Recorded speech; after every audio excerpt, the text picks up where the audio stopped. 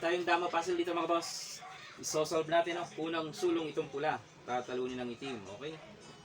1, 2, 3, 4, 5, 6, 7, 8, 8. 2, 4, 6, 8, parehas lang pala. Okay? Okay, paano nga ba ito? Maraming pwede. Pwede dito ang T-move.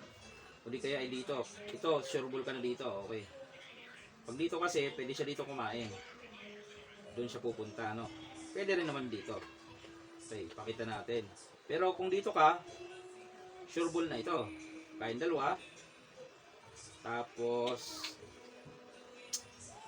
pakain ka dito.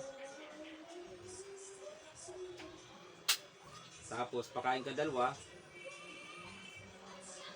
Yan, kita na yan, o. Yan, o. Oh.